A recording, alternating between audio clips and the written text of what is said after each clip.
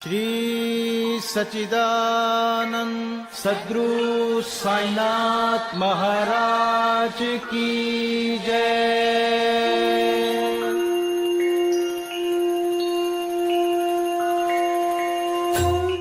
दुख की धूप सुख की छाया में बदल जाती है।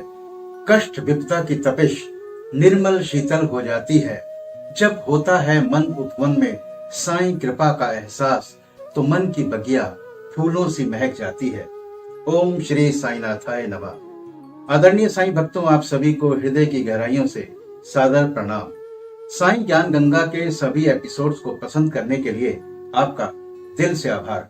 आशा करते हैं कि साईं ज्ञान गंगा का ये नया वीडियो भी आपको बेहद पसंद आएगा। पसंद आने पर आप वीडियो को लाइक कीजिएगा, ज्यादा से ज्यादा शेयर कीजिएगा, और यदि आप हमसे नए जुड़े हैं और आपने अभी तक हमारे चैनल को अगर सब्सक्राइब नहीं किया है तो प्लीज अभी सब्सक्राइब कीजिएगा। तो आइए शुभारंभ करते हैं साईं ज्ञान गंगा का। एक समय गोवा से दो महानुभाव श्री साईं बाबा के दर्शनार्थ शिरडी आए। उन्होंने आकर उन्हें नमस्कार किया। यद्यपि वे दोनों एक साथ ही आए थे, फिर भी बाबा ने केवल एक ही व्यक्ति से 15 रुपए दक्षिणा मांगी, जो उन्हें आदर सहित दे दी गई। दूसरा व्यक्ति भी उन्हें सहर्ष 35 रुपए दक्षिणा देने लगा, तो उन्होंने उसकी दक्षिणा लेना अस्वीकार कर दिया। लोगों को बड़ा आश्चर्य हुआ। उस समय श्यामा भी वहां उपस्थित थे। उन्होंने कहा कि देवा, ये क्या? ये दोनों एक साथ ही तो आए हैं। इनमें से एक की दक्षिणा तो आप स्वीकार करते हैं और दूसरा जो अपनी इच्छा से भेंट दे रहा है उसे अस्वीकृत कर रहे हैं। ये भेद क्यों? तब बाबा ने उत्तर दिया, श्यामा, तुम नादान हो। मैं किसी से कभी कुछ नहीं लेता। ये तो द्वारका माई ही अपना ऋण मांगती है और इसलिए देने वाला अपना ऋण चुकता कर मुक्त हो जाता है। क्या मेरे कोई घर, संपत्ति या बाल बच्चे हैं जिनके लिए मुझे चिंता हो?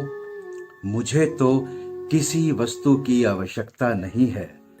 मैं तो सदा स्वतंत्र हूँ। ऋण, शत्रुता तथा हत्या, इन सब का प्रायश्चित अवश्य करना पड़ता है और इनसे किसी प्रकार भी छुटकारा संभव नहीं है।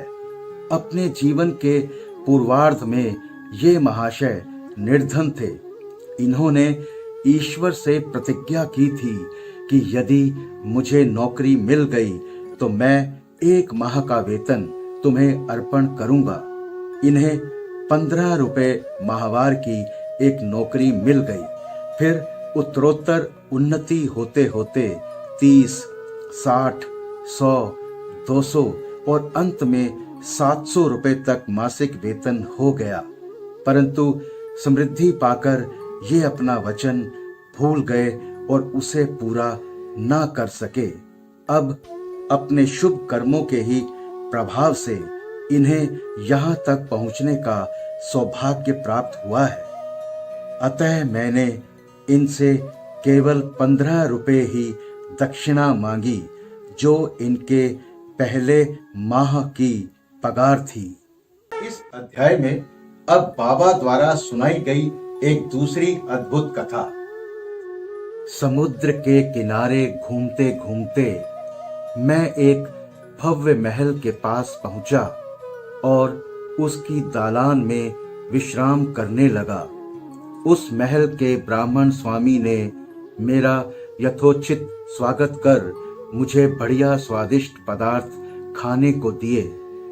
भोजन के उपरांत उसने मुझे अलमारी के समीप एक स्वच्छ स्थान शयन के लिए बतला दिया और मैं वहीं सो गया।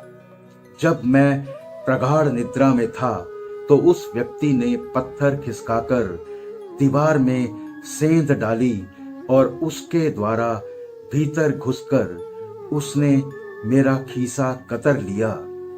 निद्रा से उठने पर मैंने देखा कि मेरे 30,000 रुपए चुरा लिए हैं। मैं बड़ी विपत्ति में पड़ गया और दुखित होकर बैठ गया व रोने लगा। केवल नोट ही नोट चुरा लिए गए थे, इसलिए मैंने सोचा कि ये कार्य उस ब्राह्मण के अतिरिक्त और किसी का नहीं है। मुझे खाना पीना कुछ भी अच्छा ना लगा और मैं एक पखवाड़े तक दालान में ही बैठे बैठे चोरी का दुख मनाता रहा। इस प्रकार 15 दिन व्यतीत होने पर रास्ते से जाने वाले एक फकीर ने मुझे दुख से बिलखते देखकर मेरे रोने का कारण पूछा। तब मैंने सब हाल उससे कह सुनाया। उसने मुझसे कहा कि यदि तुम मेरे आदेशानुसार आचरण करोगे तो तुम्हारा चुराया धन वापस मिल जाएगा। मैं एक फकीर का पता तुम्हें बताता हूँ, तुम उसकी शरण में जाओ और उसकी कृपा से तुम्हें तुम्हारा धन पुनः मिल जाएगा। परंतु जब तक तुम्हें अपना धन वापस नहीं मिलता उस समय तक तुम अपना प्रिय भोजन त्याग दो। मैंने उस फकीर का कहना मान लिया और मेरा चुराया धन मिल गया। तब मैं समुद्र तट पर आया जहां एक जहाज खड़ा था जो यात्रियों से ठसाठस भर चुका था।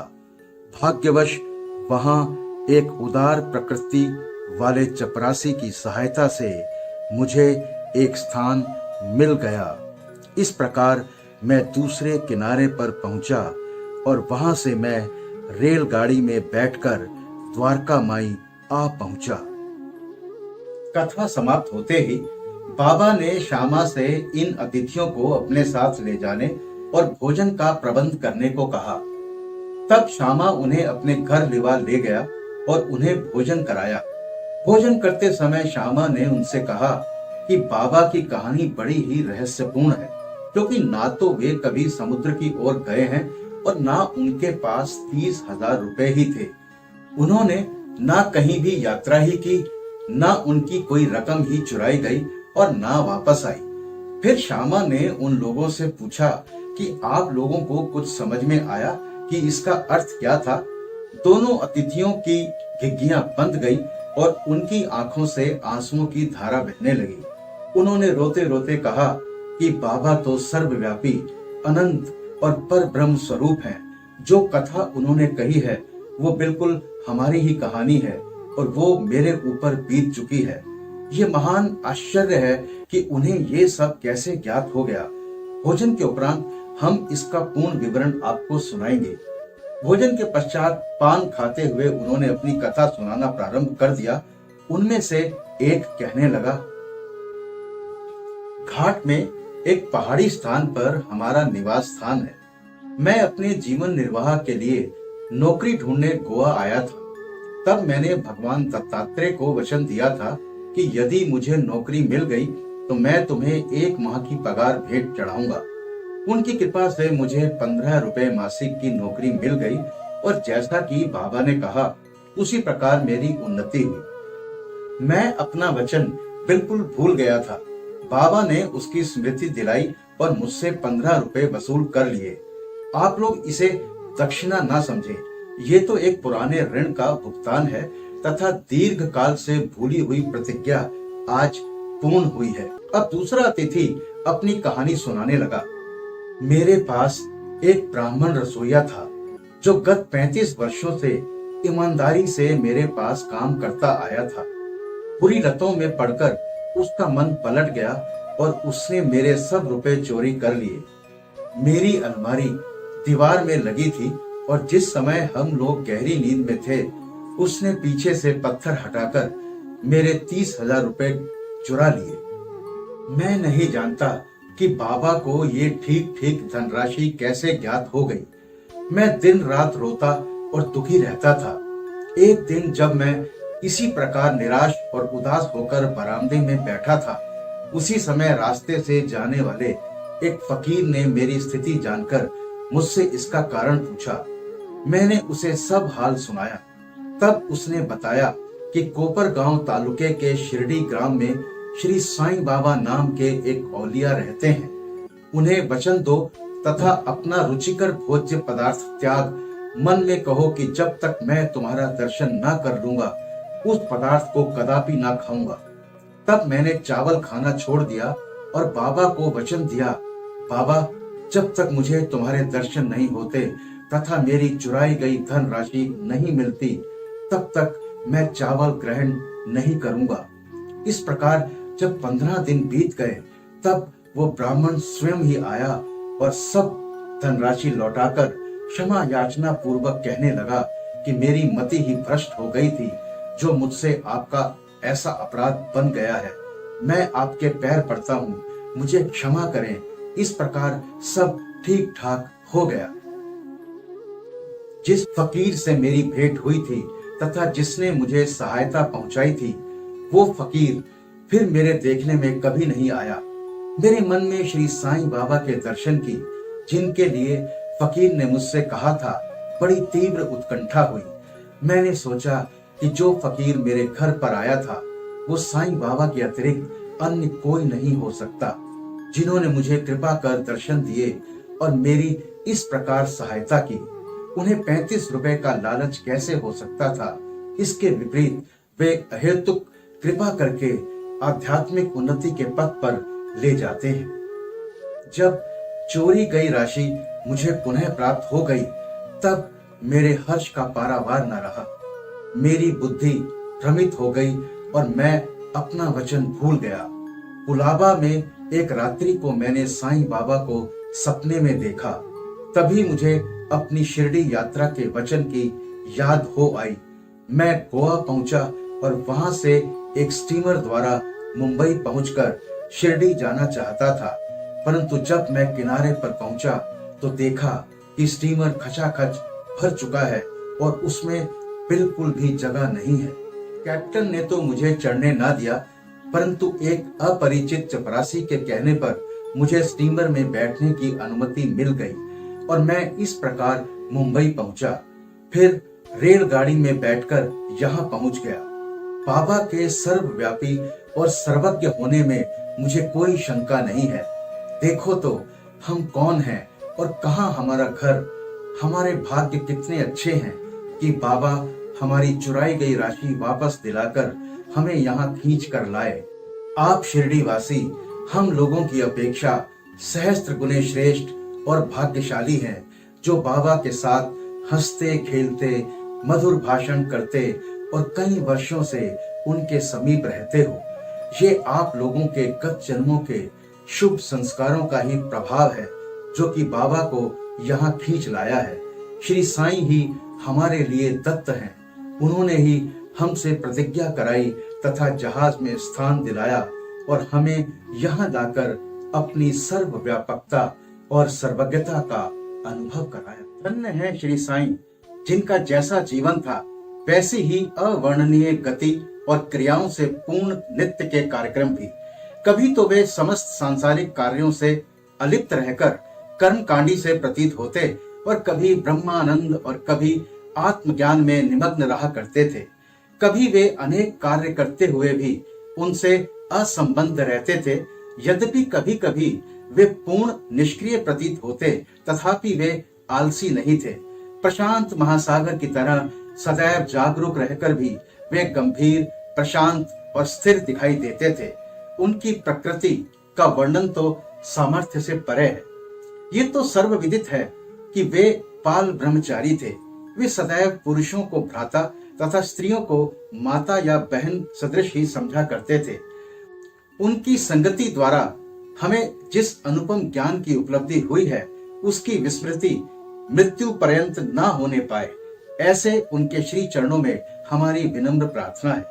हम समस्त भूतों में ईश्वर का ही दर्शन करें और नाम स्मरण की रसानुभूति करते हुए हम उनके मोह विनाशक चरणों की अनन्य भाव से सेवा करते रहें, यही हमारी आकांक्षा है।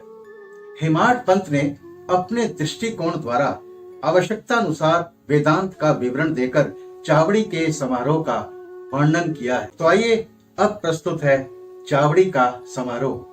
बाबा के शयनगार का वर्णन पहले ही हो चुका है। वे एक दिन द्वारका माई में और दूसरे दिन चावड़ी में विश्राम किया करते थे और ये कार्यक्रम उनकी महासमाधि पर्यंत निरंतर चालू रहा। शिरडी में बाबा के समाधिस्थ होने के उपरांत आज भी प्रत्येक गुरुवार को चावड़ी समारोह के प्रतीक के रूप में पालकी शोभा यात्रा द्वारका माई से चावड़ी तक विधिवत निकाली जाती है। भक्तों ने चावड़ी में नियमित रूप से श्री साईं बाबा का पूजन अर्चन 10 दिसंबर सन 1909 से आरंभ कर दिया था। अब उनके चरणाम्बुजों का ध्यान कर हम चावड़ी के समारोह का वर्णन करेंगे। बाबा एक दिन मस्जिद में और दूसरे दिन चावड़ी में विश्राम किया करते थे। ये कार्यक्रम बाबा की महासमाधि पर्यंत जारी रहा। शयन हेतु तो स्थान बनाए, बारी बारी जाए रहाए।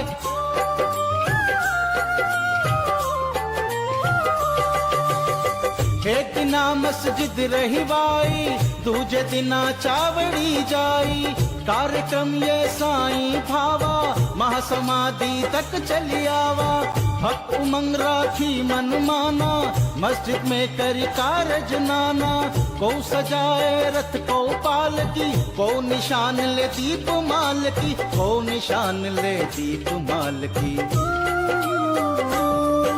इतना मनमोहक दृश्य था वो कि देखने वाले ठिठक ठिठक कर रह जाते थे और अपनी सुध बुध भूल यही आकांक्षा करते रहते थे कि ये दृश्य कभी हमारी आंखों से ओझल ना हो। जब चावड़ी में विश्राम करने की श्री साईं बाबा की नियमित रात्रि आती तो उस रात्रि को भक्तों का अपार जन समुदाय द्वारका माई के सभा मंडप में एकत्रित होकर घंटों तक भजन किया करता था। उस मंडप के एक ओर सुसज्जित रथ रखा रहता था और दूसरी ओर तुलसी वृंदावन था। सारे रसिक जन सभा मंडप में ताल, चिपलिस, करताल, मृदंग, खंजरी और ढोल आदि नाना प्रकार के वाद्य लेकर भजन करना आरंभ कर देते थे। इन सभी भजन आनंदी भक्तों को चुंबक की तरह आकर्षित करने वाले तो स्वयं श्री साईं बाबा ही थे। द्वारका माई के आंगन को देखो तो भक्तगण बड़ी उमंगों से नाना प्रकार के मंगल कार्य संपन्न करने में संलग्न थे। कोई तोरण बांधकर दीपक जला रहे थे तो कोई पालकी और रथ का श्रृंगार कर निशान आदि हाथों में लिए हुए थे। कहीं कहीं श्री साईं बाबा की जय जयकार से आकाश मंडल गुंजित हो रहा था। दीपों के प्रकाश से जगमगाती द्वारका माई ऐसी प्रतीत हो रही थी मानो आज मंगलदायिनी दीपावली स्वयं शिरडी में आकर विराजित हो गई हो। द्वारका माई के बाहर दृष्टिपात किया तो द्वार पर श्री साईं बाबा का पूर्ण सुसज्जित घोड़ा श्याम सुंदर खड़ा था।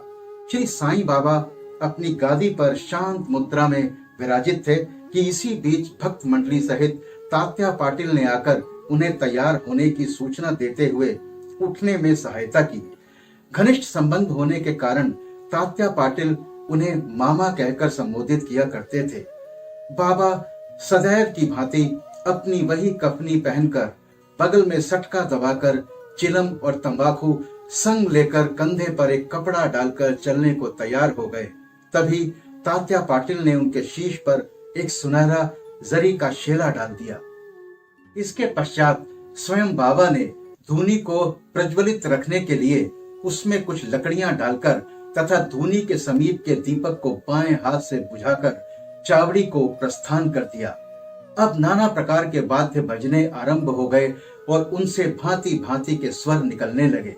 सामने रंग बिरंगी आतिशबाजी चलने लगी और नर नारी भांति भांति के वाद्य बजाकर उनकी कीर्ति के भजन गाते हुए आगे आगे चलने लगे। कोई आनंद विभोर हो नृत्य करने लगा तो कोई अनेक प्रकार के ध्वज और निशान लेकर चलने लगे।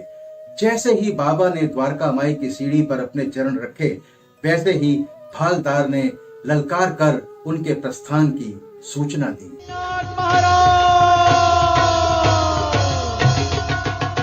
दोनों ओर से लोग चमर लेकर खड़े हो गए और उन पर पंखा झलने लगे। फिर पथ पर दूर तक बिछे हुए कपड़ों के ऊपर से समारोह आगे बढ़ने लगा। तात्या पाटिल उनका बायां तथा महलसापति दायां हाथ पकड़कर तथा बापू साहेब जोग उनके पीछे छत्र लेकर चलने लगे। इनके आगे आगे पूर्ण सुसज्जित अश्व श्याम सुंदर चल रहा था और उनके पीछे भजन मंडली तथा भक्तों का समूह वाद्यों की ध्वनि के संग हरि और साईं नाम की ध्वनि जिससे आकाश गूंज उठता था उच्चारित करते हुए चल रहा था। अब समारोह चावड़ी के कोने पर पहुंचा और सारा जन समुदाय अत्यंत आनंदित तथा प्रफुल्लित दिखलाई पड़ने लगा। जब कोने पर पहुंचकर बाबा चावड़ी के सामने खड़े हो गए, उस समय उनके मुखमंडल की दिव्य प्रभा बड़ी अनोखी प्रतीत होने लगी और ऐसा प्रतीत होने लगा मानो अरुणोदय के समय पाल रवि क्षितिज पर उदित हो रहा हो।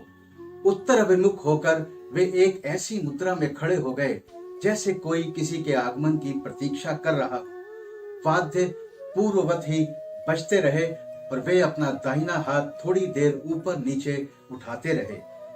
वादक बड़े जोरों से वाद्य बजाने लगे और इसी समय काका साहेब दीक्षित गुलाल और फूल चांदी की थाली में लेकर सामने आए और बाबा के ऊपर पुष्प तथा गुलाल की वर्षा करने लगे। बाबा के मुखमंडल पर रक्तिम आभा जगमगाने लगी और सब लोग तृप्त हृदय होकर उस रस माधुरी का आस्वादन करने लगे। इस मनमोहक दृश्य और अवसर का वर्णन शब्दों में करने में लेखनी असमर्थ है। भाव विभोर होकर भक्त मलसापति तो मधुर नृत्य करने लगे, परंतु बाबा की अभंग एकाग्रता देखकर सब भक्तों को महान आश्चर्य होने लगा। एक हाथ में लालटेन लिए तात्या पाटिल बाबा के बाईं ओर और आभूषण लिए महलसापति दाहिनी ओर चलने लगे। देखो तो कैसे सुंदर समारोह की शोभा तथा भक्ति का दर्शन हो रहा है। इस दृश्य की झांकी पाने के लिए सहस्त्रों नर नारी, क्या अमीर और क्या फकीर, सभी वहां एकत्रित थे। अब बाबा मंद मंद गति से आगे बढ़ने लगे और उनके दोनों ओर भक्तगण भक्ति भाव सहित संग संग चलने लगे और चारों ओर प्रसन्नता का वातावरण दिखाई पड़ने लगा। संपूर्ण वायुमंडल भी खुशी से झूम उठा और इस प्रकार समारोह चावड़ी पहुंचा। अब वैसा दृश्य भविष्य में कोई ना देख सकेगा। अब तो केवल उसकी याद करके आंखों के सम्मुख उस मनोरम अतीत की कल्पना से ही अपने हृदय की प्यास शांत करनी पड़ेगी। चावड़ी की सजावट भी उत्तम प्रकार से की गई थी। उत्तम बढ़िया चांदनी, शीशे और भांति भांति के हांडी, लालटेन, गैस बत्ती लगे हुए थे। चावड़ी पहुंचने पर तात्या पाटिल आगे बढ़े और आसन बिछाकर तकिए के सहारे उन्होंने बाबा को बैठाया। फिर उनको एक बढ़िया अंगरखा पहनाया और भक्तों ने नाना प्रकार से उनकी पूजा की। उन्हें स्वर्ण मुकुट धारण कराया तथा फूलों और जवाहरों की मालाएं उनके गले में पहनाई। फिर ललाट पर कस्तूरी का वैष्णवी तिलक तथा मध्य में बिंदी लगाकर दीर्घ काल तक उनकी ओर अपलक निहारते रहे। उनके सिर पर कपड़ा बदल दिया गया और उसे ऊपर ही उठाए रहे, क्योंकि सभी शंकित थे कि कहीं वे उसे फेंक ना दें। परंतु बाबा तो अंतर्यामी थे और उन्होंने भक्तों को उनकी इच्छा अनुसार ही पूजन करने दिया। इन आभूषणों से सुसज्जित होने के उपरांत तो उनकी शोभा अवर्णनीय थी। नाना साहेब निमोणकर ने एक सुंदर वृत्ताकार छत्र लगाया, जिसके केंद्र में एक छड़ी लगी हुई थी। बापू साहेब जोग ने चांदी की एक सुंदर थाली में पाद प्रक्षालन किया और अर्घ देने के पश्चात उत्तम विधि से उनका पूजन अर्चन किया और उनके हाथों में चंदन लगाकर पान का बीड़ा दिया। उन्हें आसन पर बिठाया गया। फिर तात्या पाटिल तथा अन्य सब भक्तगण उनके श्री चरणों पर अपने अपने शीश झुकाकर प्रणाम करने लगे। जब वे तकिए के सहारे बैठ गए, तब भक्तगण दोनों ओर से चंवर और पंखे झलने लगे। श्यामा ने चिलम तैयार कर तात्या पाटिल को दी। उन्होंने एक फूंक लगाकर चिलम प्रज्वलित की और उसे बाबा को पीने को दिया। उनके चिलम पी लेने के पश्चात फिर वो भगत महलसापति को तथा बाद में सब भक्तों को दी गई। धन्य है वो निर्जीव चिलम, कितना महान तप है उसका, जिसने कुम्हार द्वारा पहले चक्र पर घुमाने, धूप में सुखाने, फिर अग्नि में तपाने जैसे अनेक संस्कार पाए, तब कहीं उसे बाबा के कर स्पर्श तथा चुंबन का सौभाग्य प्राप्त हुआ। जब ये सब कार्य समाप्त हो गया, तब भक्तगण ने बाबा को फूल मालाओं से लाद दिया और सुगंधित फूलों के गुलदस्ते उन्हें भेंट किए। बाबा तो वैराग्य के पूर्ण अवतार थे और वे उन हीरे जवाहरात व फूलों के हारों तथा इस प्रकार की सज धज में कब अभिरुचि लेने वाले थे, परंतु भक्तों के सच्चे प्रेमवश ही उनके इच्छानुसार पूजन करने में उन्होंने कोई आपत्ति नहीं की। अंत में मांगलिक स्वर में वाद्य बजने लगे और बापू साहेब जोग ने बाबा की यथाविधि आरती की। आरती समाप्त होने पर भक्तों ने बाबा को प्रणाम किया और उनकी आज्ञा लेकर सब एक एक करके अपने घर लौटने लगे। तब तात्या पाटिल ने उन्हें चिलम पिलाकर गुलाब जल, इत्र इत्यादि लगाया और विदा लेते समय एक गुलाब का पुष्प दिया। तभी बाबा प्रेम पूर्वक कहने लगे, तात्या, मेरी देखभाल भली भांति करना। तुम्हें घर जाना है तो जाओ, परंतु रात्रि में कभी कभी आकर मुझे देख भी जाना। तब स्वीकारात्मक उत्तर देकर तात्या पाटिल चावड़ी से अपने घर चले गए। फिर बाबा ने बहुत सी चादरें बिछाकर स्वयं अपना बिस्तर लगाकर विश्राम किया। यदि कर सकें तो आप सभी कोशिश करके प्रतिदिन रात्रि में सोने से पूर्व श्री साईं बाबा और चावड़ी समारोह का ध्यान अवश्य कर लिया करें। ऐसा करने से न सिर्फ आपको सुख पूर्वक नींद आएगी, बल्कि आप अपने जीवन में पॉजिटिव एनर्जी महसूस करेंगे। आपको यह एहसास होगा कि पल पल बाबा आपके जीवन की तमाम बाधाएं दूर करते हुए आपके सब कार्य स्वयं संपूर्ण करा रहे हैं और आपको प्रॉस्पेरिटी दे रहे हैं। श्री साईं सच्चरित्र का अध्याय यहाँ संपन्न होता है। आशा करते हैं कि ये वीडियो आपको अवश्य पसंद आया होगा। अगर ऐसा है तो वीडियो को लाइक कीजिएगा, ज्यादा से ज्यादा शेयर कीजिएगा और यदि आपने अभी तक हमारे चैनल को सब्सक्राइब नहीं किया है तो प्लीज अभी सब्सक्राइब कीजिएगा। तो मिलते हैं आपसे साईं ज्ञान गंगा के अगले एपिसोड में श्री साईं सच्चरित्र के अगले अध्याय के साथ। तब तक मस्त रहिए, स्वस्थ रहिए, साईं नाम जपते रहिए। बाबा सबका भला करेंगे। ओम श्री साईनाथाय नमः। अनंत कोटि ब्रह्मांड नायक राजाधिराज योगी राज परे ब्रह्म श्री सच्चिदानंद सद्गुरु साईनाथ महाराज की जय।